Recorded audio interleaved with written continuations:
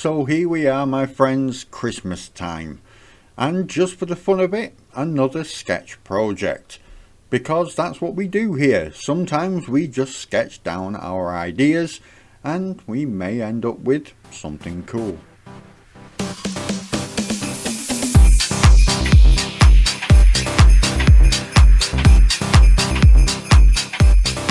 Hello my friends, Rob here from Button Press Graphics, back with another video, and today it's going to be one that is slightly different because this one is not going to be a tutorial. This is going to be some advice about sketching. It's all about the journey, not the destination. You've heard that line, I'm sure. Well, that's because it's true, and I wanted to explain why I use sketching like a tool. In fact, I personally use sketching as a tool in the same way that you would use any tool within Inkscape or any other program for that matter. So, let me explain a little bit more. Without further ado, let's get started. So, as you will see as the video progresses, today I am creating Santa. It's not going to be a very detailed Santa, it's just going to be more of a little doodle. Is it going to be ambitious? Nope. Complicated? Absolutely not. Fun? Definitely. But regardless, I'm going to do it with a little bit of festive cheer, and hopefully you're going to appreciate seeing the creation, albeit at a faster time-lapsed pace. Let's just ignore all logic and reason behind it, because at the end of the day, chaos is the essence of creativity, right? Well, that depends on who you ask. To me personally, creativity is simply the act of creating. It doesn't matter if you use a pencil and paper like me, or if you choose to be creative in a multitude of other ways, like creating music, painting, or even cooking. Creativity comes in all forms, but regardless to the type of creativity, there always has to be a little bit of chaos when you're feeling your way around the new thing that you're trying to create. Think about it. Do you honestly think that everything that an artist produces is a work of art? Spoilers! It's not. I have a lot of experience, but even to this day I still make mistakes. Sometimes I still sketch things and then end up thinking, well, that was a lot better in my head, because it doesn't turn out well at all. There have also been occasions when I have created something and my wife's walked into the room, seen what I've created, and just said, what on earth is that? You can do way better. Now, she's not trying to be cruel or anything like that. She's not trying to hurt my feelings. She's just seen me do better, and she wants me to be the best variation of myself that I can possibly be. Setbacks. No matter how you try and avoid them, there are always going to be setbacks.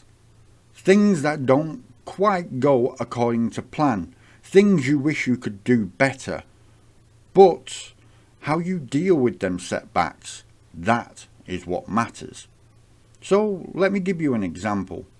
Let's say that you're sketching.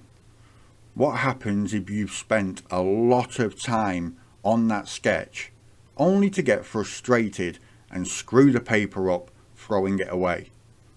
Well, in that particular situation, I would suggest that you've been overthinking what you were doing. Sketching is exactly that. It's just sketching. I have mentioned this many times in the past. When you sketch, you should not be trying to sketch the end product of what is in your head. You are sketching an idea. That is all. You're seeing what works. Try and think of it this way. If you're drawing a face but you cannot seem to get the eyes or the nose to look right, then why not get another piece of paper? Sketch out as many different types of eyes, as many different types of noses as you possibly can think of, and then put them side by side. Now you can see which eyes and nose would work in the full design. Then at the end you can go over that same design that you've got. That design will be your template. The sketch is a template, nothing more. So as much as you are going to get setbacks, use them, learn from them, and things will become a whole lot easier. The right and wrongs of creation. This is kind of a trick because, well, no doubt you have heard the same statements that I have heard.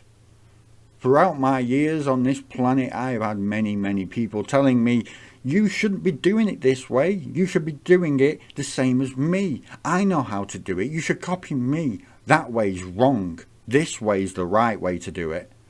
Well, that's all just rubbish. There is no right or wrong way to create. And if anyone tells you that there is, they are either mistaken or they are simply lying to you. There's no right or wrong way to create, because what once was seen as the wrong way to create have now become staples within the field of art. Take Vincent van Gogh, for example. His style was ridiculed when people first saw his paintings. But now, present day, he's seen as a genius. His unique style has been imitated and used many times by many different artists because of how great it is. There is no right or wrong way to create, and I can tell you that categorically. The only caveat to this argument of being no right or wrong way to do things is the introduction of AI. Now, whether you love it or hate it, I think it's only right to tell you my personal opinion. AI is a tool, nothing more. It is all about how you use that tool that matters.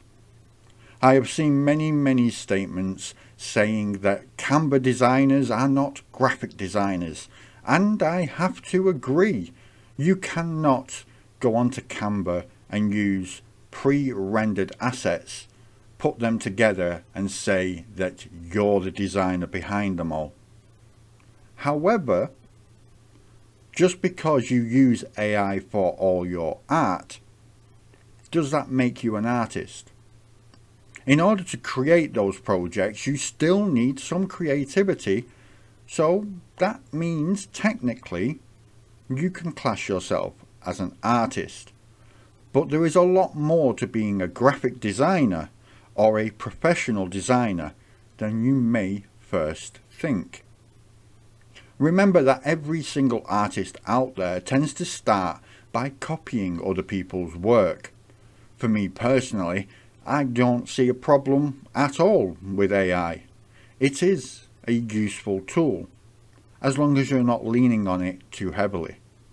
I sometimes use it for references myself, but when you start making something yourself completely from scratch without any AI, the satisfaction you get is way higher. The finished product. Sketching is not the same as a finished artwork. They are two different things. This is something that I see a lot of artists getting wrong. Sketching is a guide for you to use as a basis for your art. It's a template of sorts. Your artwork is the finished product. As you can see with my little Santa, the sketch is just the basis. If I wanted to make this into an artwork, that would come from me digitizing it within Inkscape. So how you get there is up to you. Because it's Christmas, I want to leave you with a little challenge. A little fun challenge that you can do yourself. The challenge is very simple in nature, and it's going to help you to improve your sketching skills, which will improve your artworks in the long run. And as soon as it's Christmas time, Let's choose a bauble from a Christmas tree.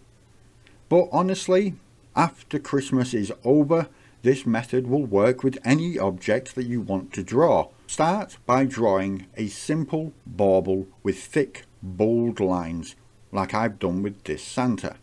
Now I want you to draw the same thing again 5 more times. However, with each iteration, I want you to make one thing better. It doesn't matter if you think it's the line thickness variation that makes it better, or whether you think making it better means adding more detail. It could be adding colour. It doesn't matter. It's whatever you think would make it better. And this way you're going to see the natural progression from one to the next.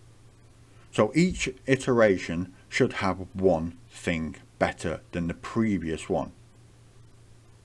This is going to show you the way to improve your artworks in the future, because you will start doing this by muscle memory alone.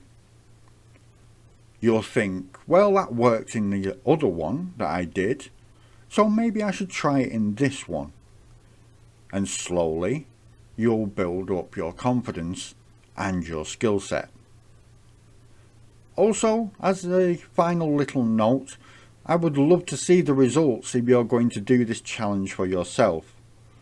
If you don't want me to share it, that is absolutely fine, but I would love to see them if you're feeling brave enough to show me. My final message to you for 2024 is this. The world right now seems to be in such a mess. There's people being labelled and divided, and unity seems to be at an all-time low across the globe. And it's sad for me to see it as well, especially when I grew up in an area where everybody knew everybody else and everyone had that community spirit.